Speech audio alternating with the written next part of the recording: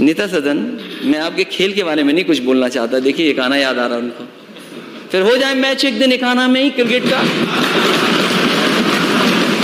नेता सदन देखें कितने टप्पे के बाद बॉल पे बैट मारते हैं।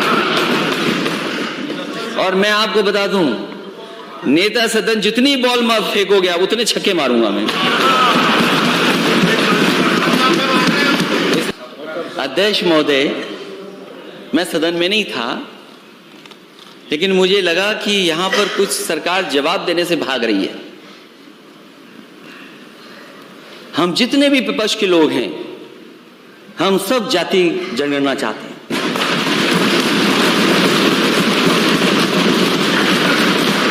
अध्यक्ष महोदय, हम जाति जनगणना चाहते हैं, और बिना जाति जनगणना के ये नारा आपका अधूरा है। सबका साथ कैसे होगा जब हमें और आपको नहीं पता कि हम कितने हैं आबादी में? सबका विकास कैसे करोगे आप? सबका विश्वास कैसे जीतोगे आप? और जब तक सबका प्रयास नहीं होगा, ये प्रदेश आगे नहीं बढ़ेगा। मैं जाति जनगणना पर वैसे तो आजकल वो नेता हम लोगों से दूर हो गए हैं। कोई बात नहीं, बोलने दो। वो नींद आ जाएगी अगर नहीं टोकेंगे तो। बोलते रहने दो ना, कुछ तो ठीक है, नहीं तो ये कुछ और करने लगे अध्यक्ष महोदय, फिर आपको डांटना पड़ेगा। किस पार्टी के नेता हैं आप? ना पार्टी का नाम तो पढ़ लूं मैं। आप जाति जनगणना चाहते हैं कि नहीं चाहते हैं? नहीं, जाति जनगणना चाहते हैं कि नहीं? हम जातिवाद जनगणना चाहते हैं, लेकिन आपने उधर से भगा दिया हमको अपने साथ से।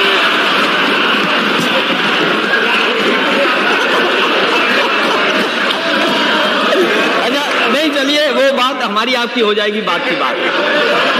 लेकिन ये बताइए, क्या आप जाति जनगणना चाहते हैं? 100% चाहते हैं।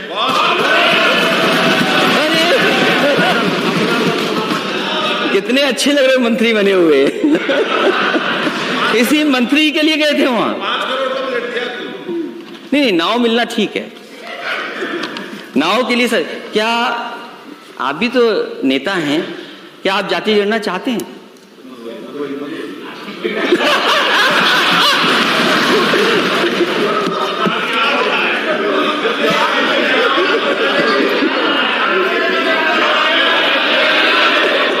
आपस में बात नहीं करें, मेरे से माने नहीं था, मेरे कौन से बोल करेंगे? आप लोग आपस में बात करेंगे तो फिर मेरा है बैठना मुश्किल।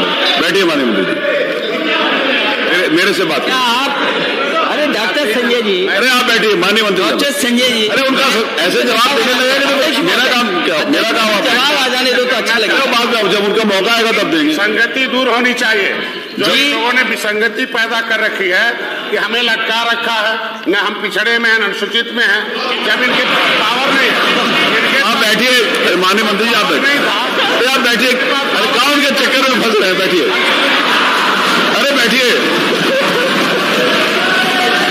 अरे आप बैठिए, आप माननीय मंत्री जी बैठिए प्लीज। अरे मैंने नेता प्रतिपक्ष को बुलाया, आपको नहीं बुलाया। आपका मौका आएगा तब बोलिएगा। अध्यक्ष महोदय, अरे बैठिए मंत्री जी।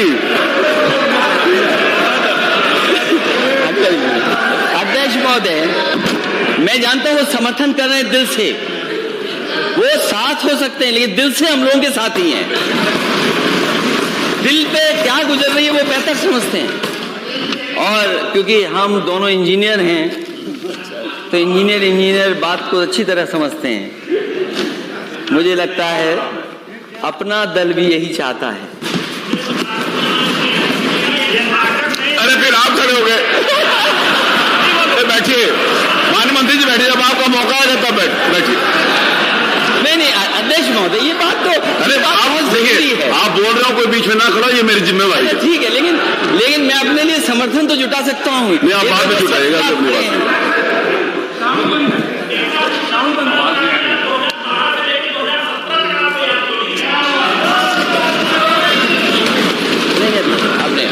वो मैं बताऊंगा।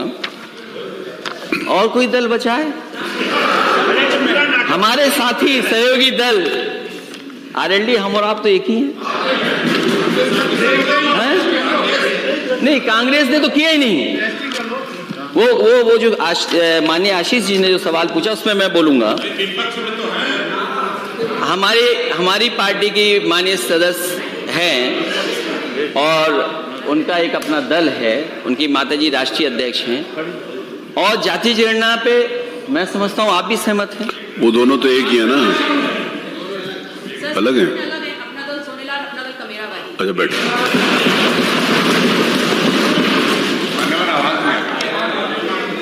तो अब क्या दिक्कत है नेता सदन? मेरी आवाज नहीं आ रही? बिहार कर सकती है किसी की नहीं अध्यक्ष आ रही? महोदय।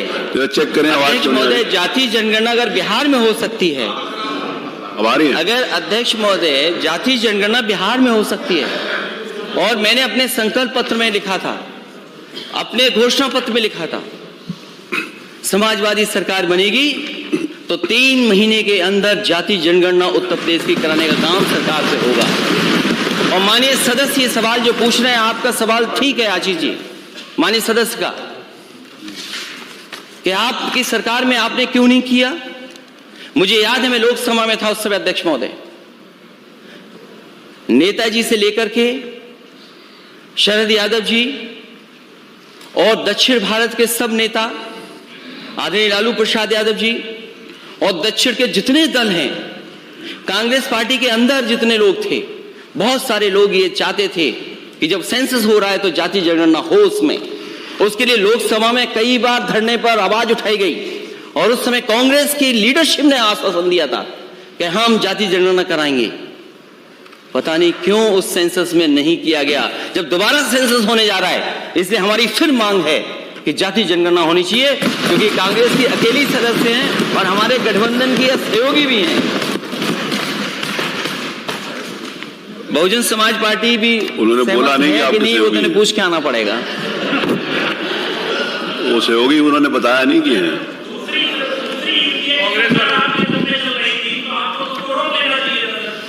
उन्होंने आश्वासन दिया था प्रधानमंत्री, अरे आपस में और बातचीत सभी लोगों ने, कांग्रेस के वरिष्ठ नेताओं ने आश्वासन दिया था, हमने आश्वासन पर भरोसा कर लिया।